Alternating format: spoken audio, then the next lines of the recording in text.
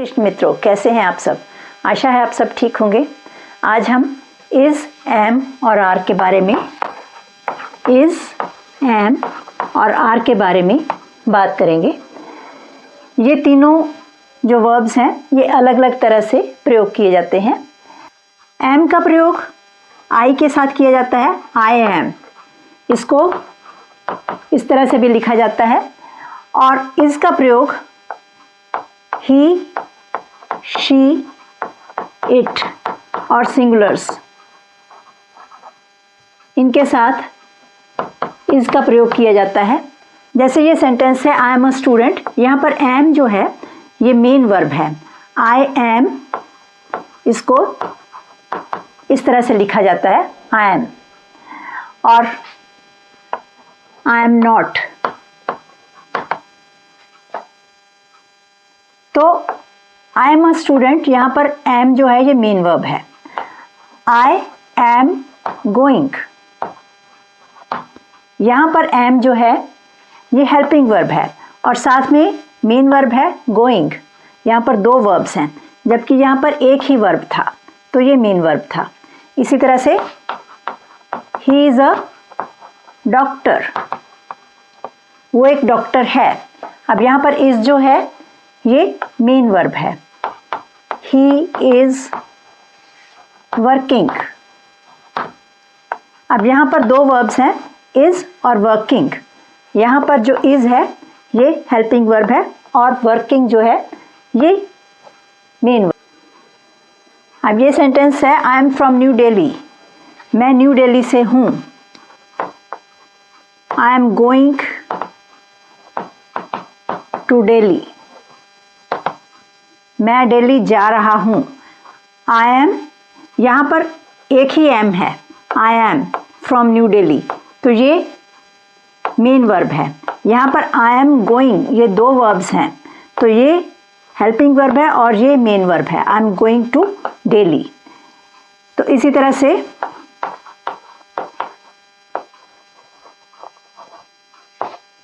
He is very tall, यहाँ पर is जो है ये मेन वर्ब है। ही इज प्लेइंग फुटबॉल,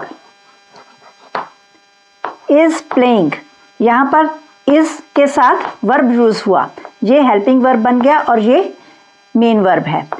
वह फुटबॉल खेल रहा है, तो ये दो वर्ब्स बन गए। यहाँ पर इज जो था ये सिंगल वर्ब था और कोई वर्ब नहीं था, तो ये मेन वर्ब था। परंतु यहाँ पर ये दो वर्ब्स हैं, ये हेल्पिंग वर्ब है और ये मेन वर्ब है। अब इन सेंटेंसेस में भी हम डिफरेंस देखते हैं। आई एम नॉट हंग्री, यहाँ पर एम जो है ये सिंगल वर्ब है, तो ये एम जो है ये मेन वर्ब होगा। यहाँ पर एक ही वर्ब है। अब यहाँ पर दो वर्ब्स हैं, I am not eating food, am और ईटिंग, तो ये हेल्पिंग वर्ब है और ये मेन वर्ब है, I am not eating food. He is not a liar, is एक ही वर्ब है, ये मेन वर्ब है। He is not a liar, वो झूठा नहीं है। He is not telling a lie, यहाँ पर इज़ और टेलिंग ये दो वर्ब्स हैं, तो ये हेल्पिंग वर्ब है और ये मेन वर्ब है। She is not a teacher, she is not a teacher, यहाँ पर इज़ जो है ये सिंगल वर्ब है। She is singing a song, is के साथ ये मेन वर्ब लग गया। यहाँ पर इज़ जो है ये हेल्पिंग वर्ब है और सिंगिंग जो है ये मेन वर्ब है। इसी तरह से आई एम स्टफ्ड, इसका अर्थ है कि मैंने बहुत ज़्यादा खाना खा लिया है। यहाँ पर एम जो है ये मेन वर्ब है। I am not playing now, am और प्लेइंग यहाँ पर दो वर्ब्स हैं, तो ये हेल्पिंग वर्ब है और ये मेन वर्ब है। आई एम रेक्ट, इसका मतलब है कि मैं बहुत थक गया हूँ। I am not going there, मैं वहाँ नहीं जा रहा हूँ। यहाँ पर एम एक बार इस्तेमाल हुआ और ये मेन वर्ब है। आई एम नॉट, यहाँ I am not going there, यहाँ पर एम के साथ गोइंग वर्ब इस्तेमाल हुआ, तो एम हेल्पिंग वर्ब है और गोइंग मेन वर्ब है। ही इज़ अ डॉक्टर, यहाँ पर इज़ जो है ये मेन वर्ब है। He is not working here, is के साथ वर्किंग वर्ब का इस्तेमाल हुआ, तो ये इज़ जो है ये हेल्पिंग वर्ब है और वर्किंग मेन वर्ब है। इसी तरह से कुछ क्वेश्चंस देखते हैं। एम आई लेट, क्या मैं लेट हूँ? यहाँ पर एम का प्रयोग आई से सब्जेक्ट से पहले किया गया। और no you are on time, नहीं आप समय पर हो, तो आर जो है ये मेन वर्ब है। Is your mother at home, क्या आपके माता जी घर पर हैं। इज़ जो है ये क्या है, ये मेन वर्ब है। और no she is out, no she is, यहाँ पर इज़ जो है ये मेन वर्ब है। इसी तरह से कुछ सेंटेंसेस WH के साथ बनाए जाते हैं, जैसे व्हाट इज़ दिस, यहाँ पर इसका प्रयोग मेन वर्ब की तरह हुआ, ये क्या है। व्हाट इज़ शी, अगर कोई पूछे व्हाट इज़ शी, इसका मतलब क्या है कि वो क्या है, क्या वो टीचर है, डॉक्टर है, किसी का प्रोफेशन पूछा है तो व्हाट इज़ शी इस तरह से भी पूछ सकते हैं। When is he coming, when is he coming, यहाँ पर व्हेन के साथ इसका प्रयोग हुआ और साथ में ये दूसरा वर्ब प्रयोग हुआ, तो ये हेल्पिंग वर्ब है और ये मेन वर्ब है। वाई इज़ शी सैड, यहाँ पर एक ही वर्ब है, वो सैड क्यों है, यहाँ पर ये मेन वर्ब की तरह इस्तेमाल हुआ। हाउ इज़ शी, वो कैसी है, जैसे हाउ आर यू पूछते हैं, हाउ इज़ शी मतलब उसका क्या हाल है, तो यहाँ पर इज़ जो है ये मेन वर्ब की तरह इस्तेमाल हुआ। शी इज़ फाइन या he is fine, they are fine, ठीक है। इसी तरह से हु इज़ शी, वो कौन है, या हु इज़ ही, वह कौन है, तो यहाँ भी इज़ जो है ये मेन वर्ब की तरह इस्तेमाल हुआ। She is my mother, she is my sister, या he is my brother. Where is he, तो वेयर इज़ ही मीन्स वो कहाँ है। He is in the office, यहाँ पर भी इज़ का जो इस्तेमाल है ये मेन वर्ब की तरह हुआ। Which is your book, which is your book, यहाँ पर इज़ का इस्तेमाल जो है ये मेन वर्ब की तरह हुआ।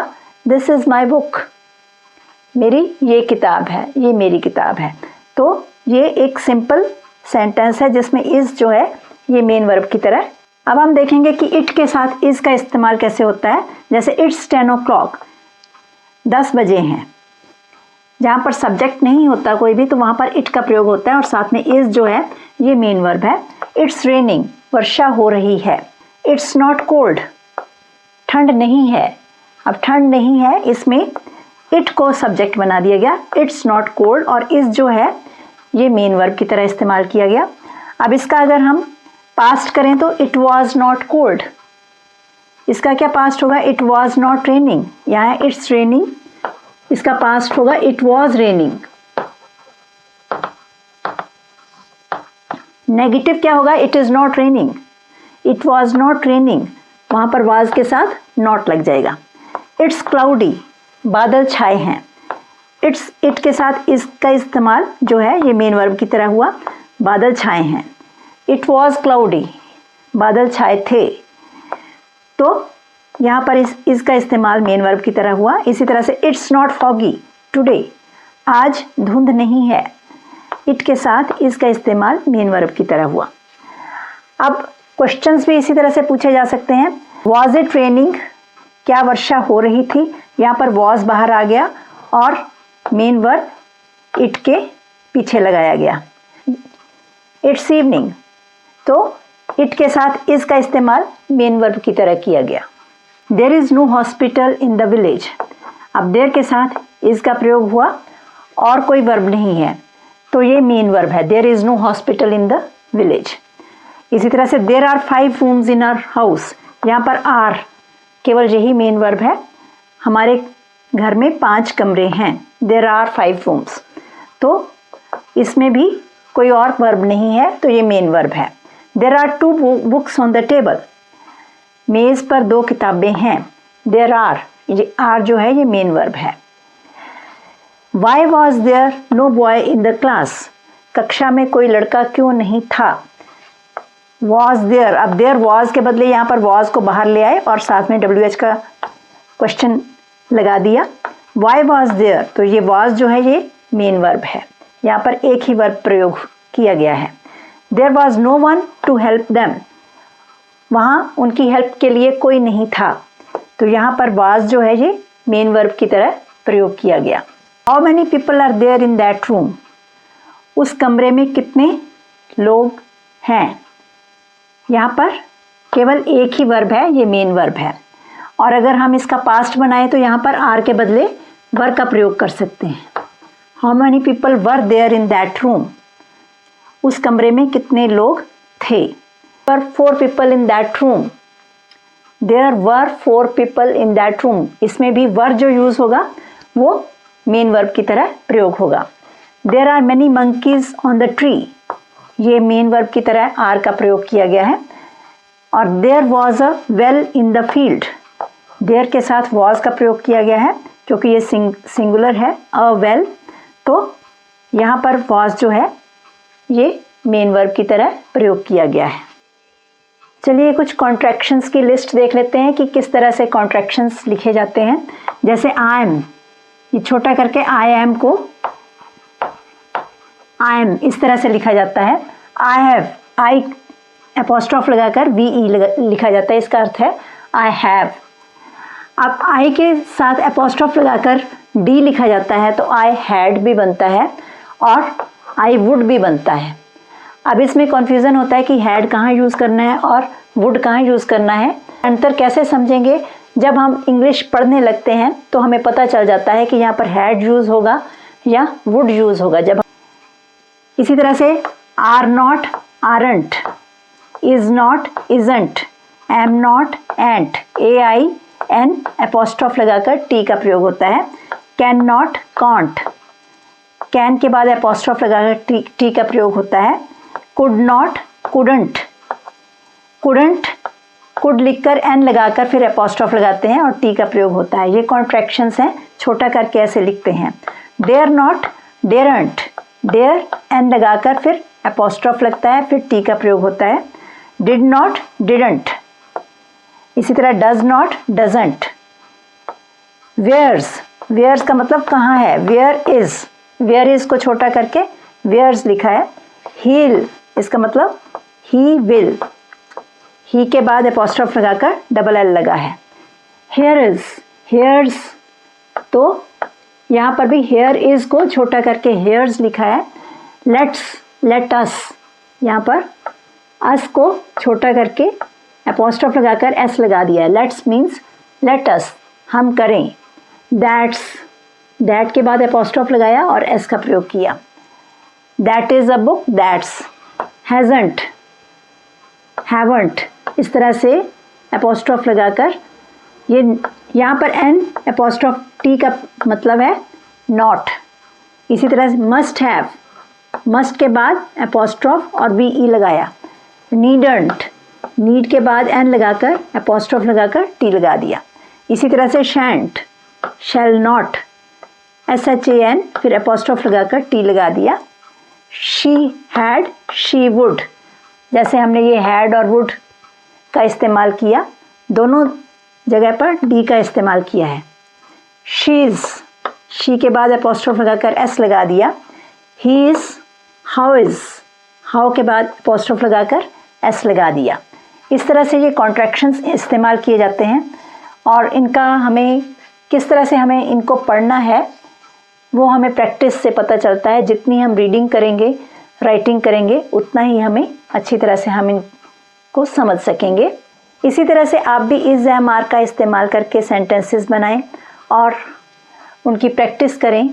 इस वीडियो को दोस्तों के साथ शेयर करें और इस चैनल को सब्सक्राइब भी अवश्य करें। आज के लिए इतना ही, धन्यवाद। Stay blessed.